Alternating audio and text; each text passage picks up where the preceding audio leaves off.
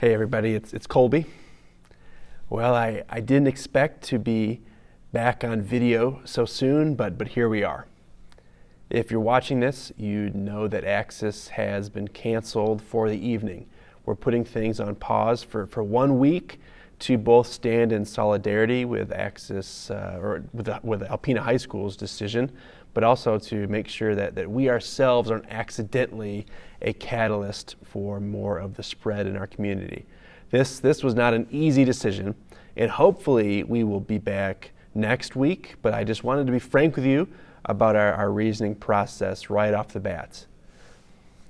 Here is what tonight's video is going to look like.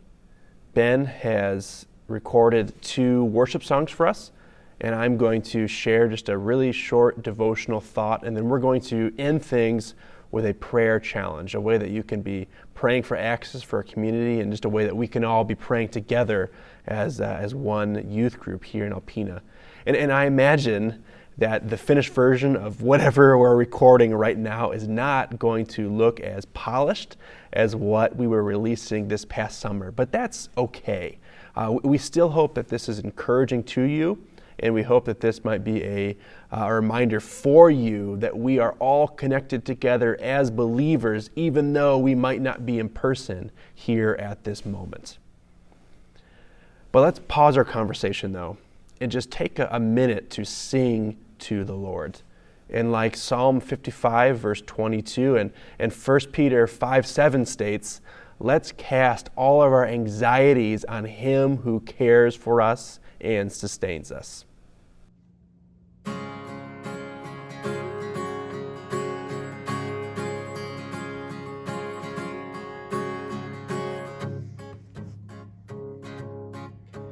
I was buried beneath my shame. Who could carry that kind of weight? It was my tomb till I met you. I was breathing but not alive. My failures I tried to hide. It was my tomb till I met you. Called my name and I ran out of that grave, out of the darkness into your glorious day. Called my name, and I ran out of that grave, out of the darkness into your glorious day.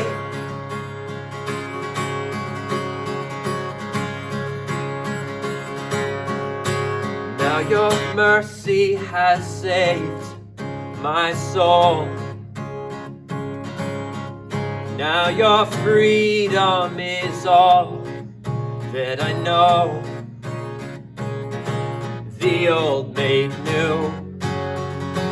Jesus, when I met you,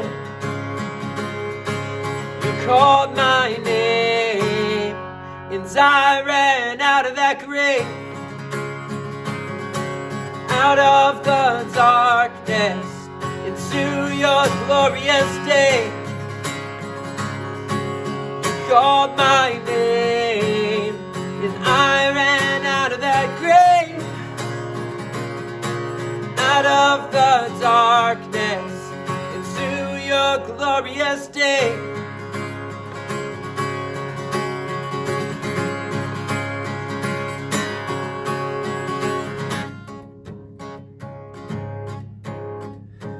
I needed rescue, my sin was heavy. Chains break at the weight of your glory. I needed shelter, I was an orphan. Now you call me a citizen of heaven. When I was broken, you were my healing. Now your love is the air that I'm breathing.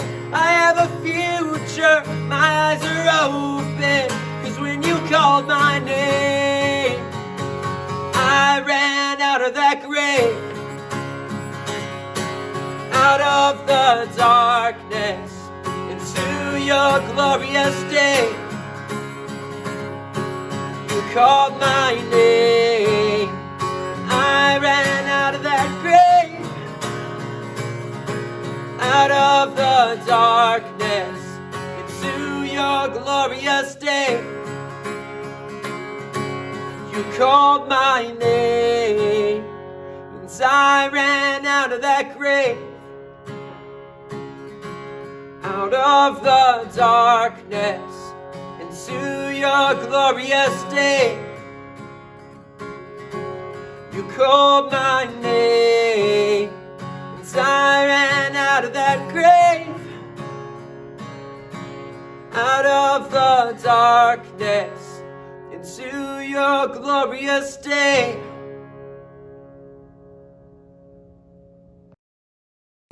I mentioned Psalm 55 a bit ago, but let me read to you another psalm right now. This is Psalm 46, verses 1 through 11, and I'm just going to read it to you in its fullness. It says, God is our refuge and strength, an ever-present help in trouble.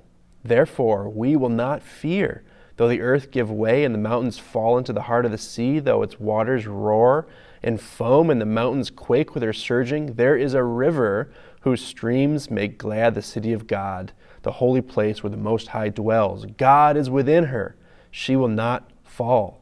God will help her at break of day.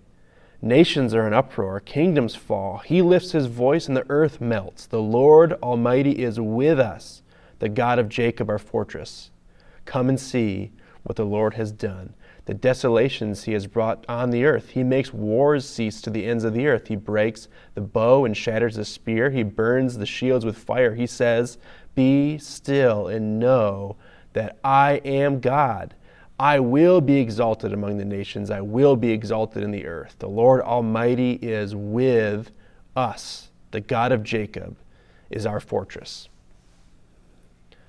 It's actually hard to know what this psalm was written for specifically. Psalms are music, they're poems, and usually they have a specific context with which they're written for or written about. But this one's kind of hard to figure out what that might be. The author, he doesn't really give us any direct hints like we have in other psalms. But there have been some pretty educated guesses by pretty smart people, and I tend to agree with these people. Way back in the day, in 701 BC specifically, God's people in the city of Jerusalem, they were under attack. Assyria, these people, this nation, they were the biggest and the baddest nation in the world at that time, and they had God's people in their sights. They wanted them gone. They wanted Jerusalem destroyed and the people within it killed, and they'd taken action toward that end. A guy named King Sennacherib, so that's kind of a crazy name, but King Sennacherib, he had marched his armies into Judean territory, and he began to lay siege to the city of Jerusalem. He had them surrounded, and there was no way for Jerusalem or anyone in it to escape at all. And Sennacherib, he was ready, and he was growing way more impatient for Israel's destruction. It looked very hopeless for them. But then God shows up. And we see this kind of play out in the book of Isaiah. In Isaiah chapters 36 and 37, God's prophet, he encourages the Judean king, so God's people's king, to trust in God for guidance and for strength and for security and stuff like that. And if he did so, Isaiah the prophet promises that God would do something miraculous to save his people in this very perilous moment. And then the exact thing happens. Despite the massive Assyrian armies completely surrounding the city and completely cutting off any semblance of hope whatsoever, the Lord, he sends an angel into the enemy's camp, and that angel then goes and kills 185,000 of the enemy troops, and that just sends them packing, that gets them right out of there. God saves his people. God was their refuge and strength. God was their ever-present help in that time of trouble. And he promised to be their help and promises to be our help, even when things got a lot worse than they were in that moment. If the mountains fell into the sea or began quaking, if the worst of the worst happened, the unthinkable happened, God would be there for them. If all the nations of the earth took up arms and made war with one another, God would be there to stop it. They did not have to worry if they remembered to be still and know that he was God, a God that would never leave them or abandon them. And, we don't have to worry if we remember that we serve a God that would never leave us or abandon us, a God who is right there for us. And the God that we serve is stronger than anything that this present world can throw at us. He even defeated death itself by rising again on the third day after his crucifixion. And he promised all who would put their trust in him eternal life with him. These are anxious times that we are living in for sure. And especially in days like today, that anxiety might be just ratcheted up really high within you right now. But if that is the case, please remember what we have been talking about this past month at Axis. We serve a God who understands our anxieties and who understands our struggles in life because he too experienced them when he was here. But Jesus also offers to us a remedy within them too. And he's founded a group of people, the church, youth group, to come alongside of one another to support each other when anxiety is just overwhelming or has just reached a level that is just crazy. So don't forget that. And don't forget that we serve a God that would never leave us or abandon us, a God who is right there with us, right there by our side. But if you are struggling today or any time really and need someone to come alongside of you in your struggle, don't forget to reach out too. We are here for you and we are alongside you in all of this. Before we return to one last song, a song that is rather appropriate, I think, given our current circumstances, I want to give all of you a challenge. I don't know where you are at in all of this. I don't know how you are feeling about the high school shutting down or your disappointments about being stuck away from friends once again or whether or not you even agree with all of this. I don't know your feelings, but I want to ask all of you for prayer. Specifically, can you pray for Alpena High School's students and staff members? Can you pray for your friends who are quarantining because of this? Can you pray for students who have received positive test results? And can you pray that God might give us softer hearts, stronger faith, and remind us continually that he has got all of this in his hands. God is in control. I said it earlier, but I'm going to say it again. We serve a God that would never leave us or abandon us, a God who is right there with us. And all will be well for those who put their trust in him as Lord and Savior.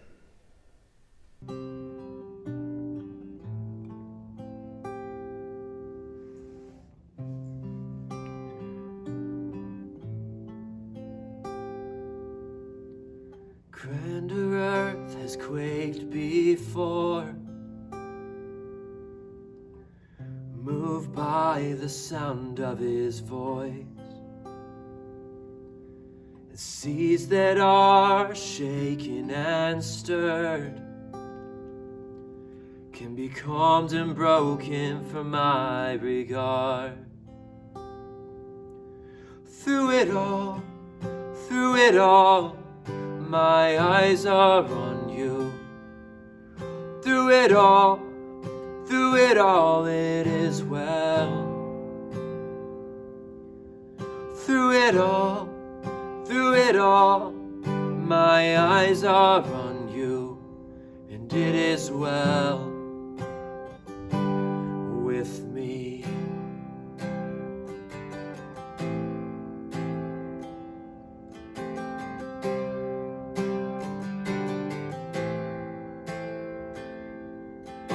For be it from me to not believe, even when my eyes can see the mountain that's in front of me will be thrown into the midst of the sea. Through it all, my eyes are on you. Through it all, it is well.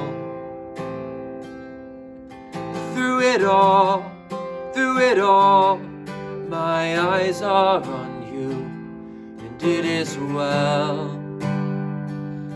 It is well. So let go, my soul, and trust in Him. The waves and winds still know His name.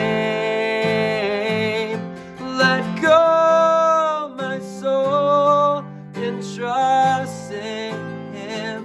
The waves and winds still know His name.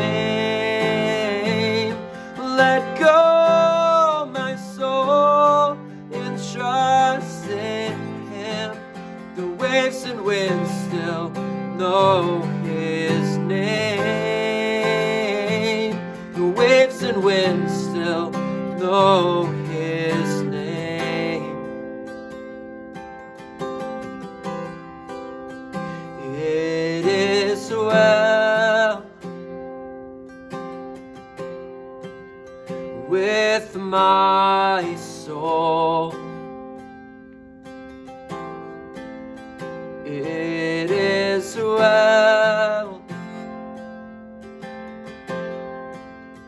with my soul. It is well with my soul. It is well. It is well with my soul. It is well with my soul. It is well with my soul. It is well with my soul. It is well. It is well with my soul. It is well.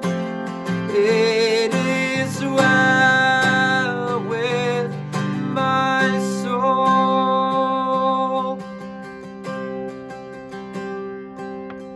Through it all, my eyes are on you. Through it all, it is well. Through it all, my eyes are on you, and it is well.